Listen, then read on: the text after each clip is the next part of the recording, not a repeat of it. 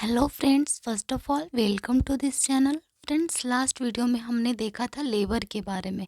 यूटोसिया क्या होता है, डिस्टोसिया क्या होता है, stages of labour and labour से रिलेटेड जो भी इंफॉर्मेशन था लास्ट वीडियो में हमने देखा था।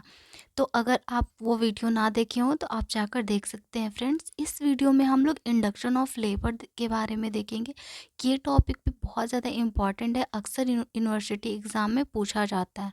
तो फ्रेंड्स, जो भी क्वेश्चन यूनिवर्सिटी एग्ज़ाम में पूछा जाता है उन सारे टॉपिक को हम ट्राई करेंगे डील करने का। ओके, तो इस वीडियो में हम इंडक्शन ऑफ लेबर के बारे में देखेंगे। तो सबसे पहले हम डेफिनेशन देख लेते हैं। So let's start friends.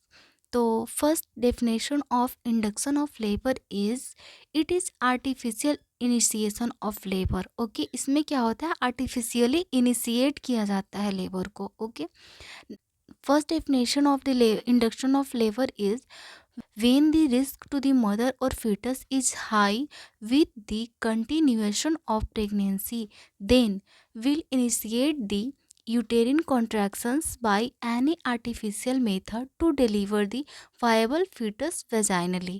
Means कि जब बहुत ज़्यादा मदर और fetus को रिस्क होता है प्रेगनेंसी को कंटिन्यू करने में, तब हम क्या करते हैं, आर्टिफिशियली यूटेरिन कॉन्ट्रैक्शन को इनिशिएट करते हैं ताकि जो भी बेबी है वो वेजाइनली डिलीवर हो। तो इसको हम कहते हैं induction of labour. Okay, next we will see about what is induction and what is augmentation. Induction means initiation of uterine contractions and augmentation means accelerate the uterine contractions that has been started. Okay, next we will see indications of IOL means induction of labor का indications.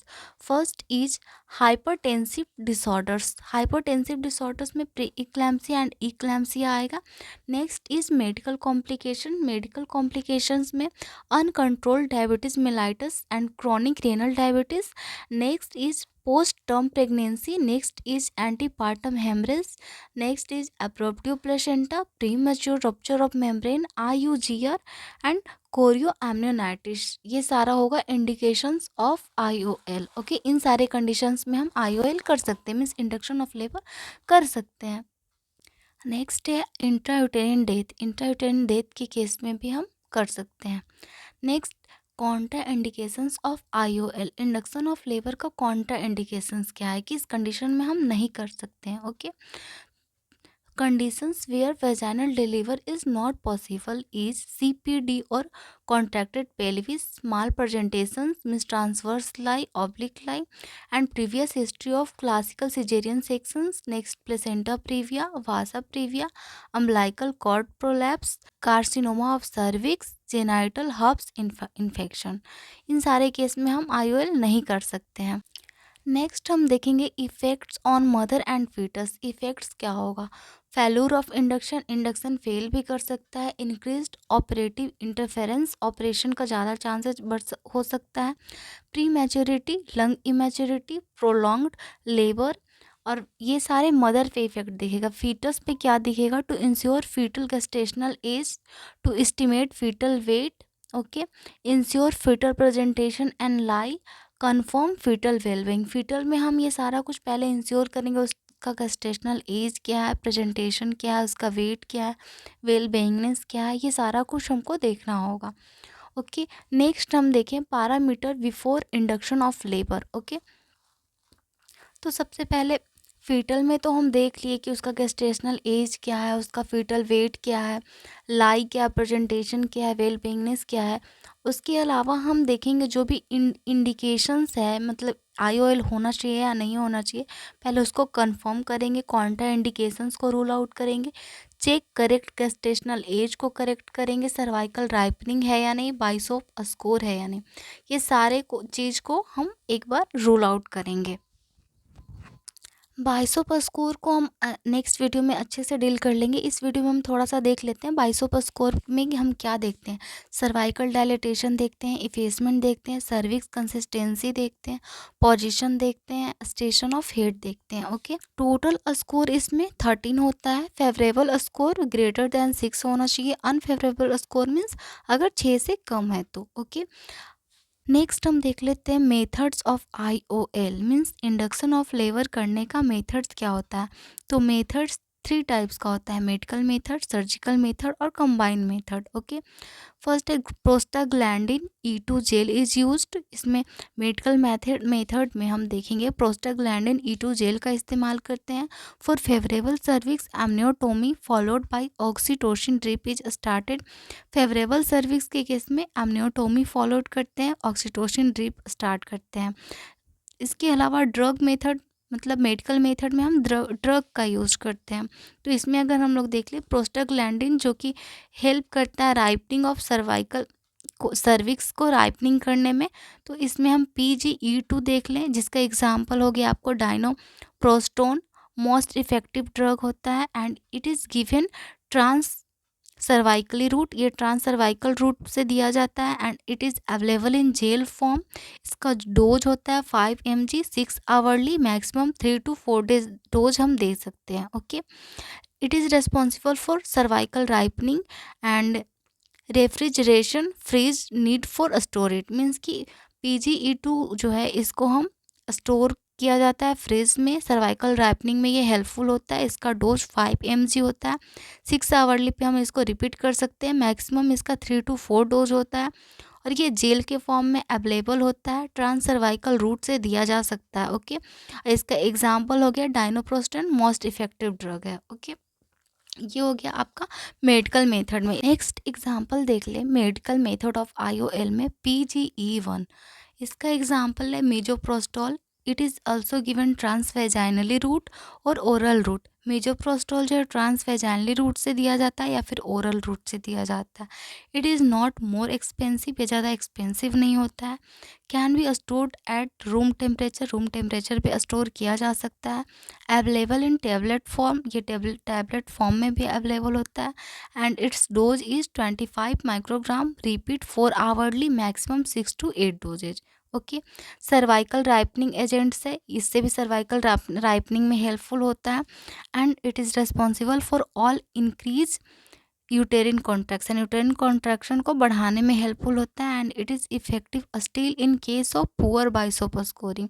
And PGE1 है, ये बाइसोप score अगर कम है, बहुत poor है, 6 से कम है, तो उस केस में भी ये हेल्पफुल होता है।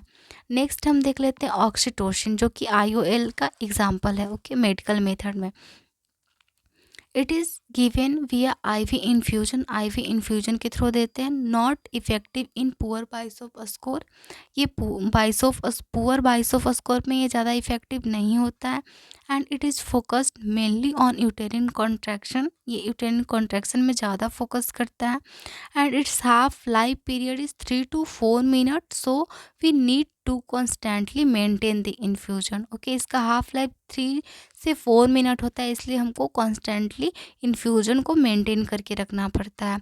It need to refrigerate at 2 to 8 degree Celsius, not stored at room temperature.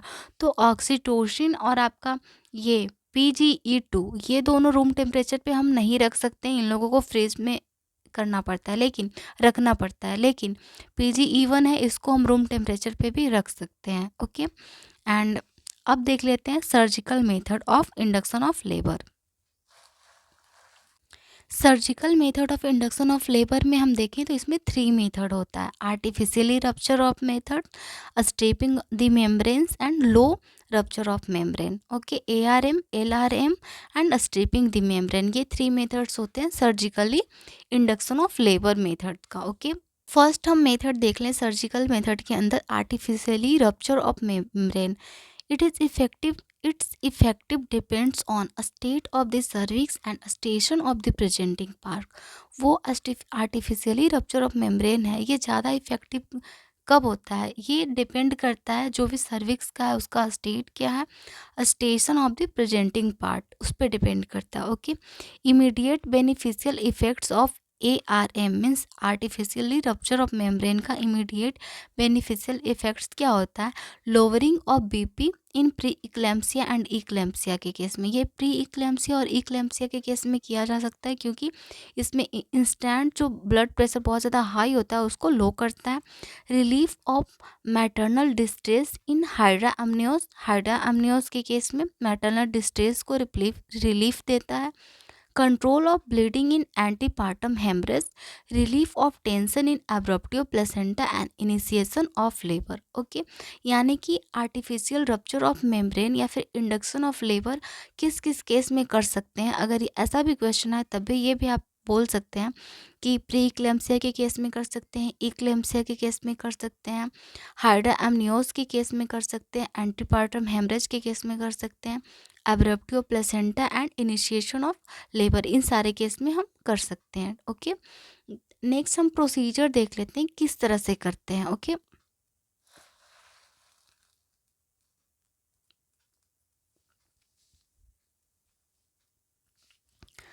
First it is indoor procedure conducted in labour ward और ओटी। ये एक इंडोर प्रोसीजर होता है जो कि ओटी में करते हैं या फिर लेबर वार्ड में करते हैं। Steps, patient is asked to empty her bladder, full surgical asepsis is to be taken. सबसे पहले पेशेंट को हम कहेंगे आप वॉशरूम होकर आ जाइए या फिर उनका ब्लैडर एम्प्टी होना चाहिए। ओके, नेक्स्ट है कि जो भी full surgical asepsis is to be taken, क्योंकि ये बहुत ही मतलब इससे इस क्योंकि इस प्रोसीजर से इन्फेक्शन होने का चांसेज होता है, तो इसलिए पूरा जो भी पीपीई है उसको हम फॉलो करेंगे। ओके, सर्जिकल असेप्सिस को टेकन करेंगे। ठीक है, उसके अलावा 2 fingers are introduced into the vagina smeared with antiseptic ointment. Okay, next index finger is passed through the cervical canal beyond the internal. Okay, 2 finger सबसे पहले इंट्रोड्यूस किए। फर्स्ट फिंगर इंडेक्स फिंगर को cervical canal से होते हुए internal os तक जाएगा। Next with 1 or 2 fingers still in the cervical canal with the palmar surface upward and a long coacher's forceps with the blades. Okay, next amni hook is used to scratch over the membranes. Okay, after the membranes rupture the following assist. Okay, इसमें क्या एमनी hook से हम scratch कर रहे हैं। Okay, next इसके बाद है कि हम जब मेम्ब्रेन को रप्चर कर दिए उसके बाद हम क्या चेक करेंगे, colour of amniotic fluid, status of the cervix, station of the head, detection of code prolapse, ये सारे चीज़ों को हम चेक करेंगे। ये हो गया artificial rupture of membrane surgical method का। Next we will see about stripping the membrane. Next method है सर्जिकल मेथड का stripping the membrane. It means digital separation of chorio amniotic membranes from the wall of the cervix and low uterine segment. Simple, safe and beneficial for induction of labor. Dilators are used such as for example laminaria, okay, and act by release of prostaglandins from the membranes and maternal decidua to induce labor and cervical ripening. इसमें क्या होता है, digitally separation करते हैं of chorio amniotic membrane का from the wall of cervix and low uterine segment. Okay, ये बहुत ही simple है, सेफ है एंड बेनिफिशियल है फॉर इंडक्शन ऑफ लेबर। इसमें जो डायलेटर्स का यूज करते हैं उसको लेमिनेरिया कहते हैं। इसमें ये वर्क कैसे करता है, तो प्रोस्टाग्लैंडिन को रिलीज करता है from the membrane and maternal decidua to induce labour, ताकि लेबर इंड्यूस हो सके और सर्वाइकल को राइपनिंग में हेल्पफुल हो सके। ओके, थर्ड मेथड हम देखेंगे combined method.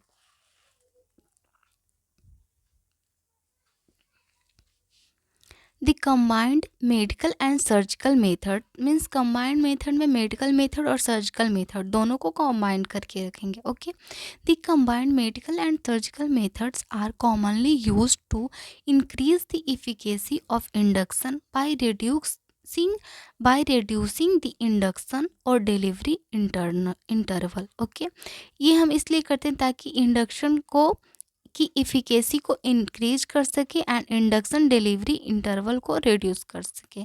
The oxytocin infusion is started either prior to और following rupture of the membranes depending mainly upon the state of the cervix. Okay, next we will see about advantage of combined method. Okay, first is it is more effective than single procedure. Next is shortness of the induction delivery interval. Next is minimise the risk of infection. Okay, ये जो है single procedure से ज़्यादा effective होता है, induction delivery interval को short करता है, इसके अलावा जो भी इन्फेक्शन का रिस्क होता है उसको भी मिनिमाइज करता है. Okay, combined method caesarean deliver is perform for foetal distress. अगर फीटल डिस्ट्रेस हो रहा है तब हम सिजेरियन डिलीवरी परफॉर्म करेंगे. Next we will see about care during vaginal delivery. जब भी वेजाइनल डिलीवरी हो रहा है तो हम क्या केयर करेंगे. Delivered in tertiary hospitals with NICU facilities to look after FGR neonates. Okay, next a neonatologist or pediatrician should be present there. Next, immediate care of the baby after birth. We will see a neonatologist or pediatrician should attend to the baby. Next is the baby is usually shifted to neonatal intensive care unit means Neeku. Okay, तो ये सारा कुछ हो गया induction of labour में. Okay friends, तो इस video में हम इंडक्शन ऑफ लेबर के बारे में देखें. ये भी बहुत ही इंपॉर्टेंट टॉपिक है. नेक्स्ट वीडियो में हम नेक्स्ट टॉपिक के बारे में डिस्कस करेंगे जो भी बहुत ही इंपॉर्टेंट होगा यूनिवर्सिटी एग्ज़ाम से related. So if you like then please subscribe share and comment. Thank you friends, आज के लिए इतना है.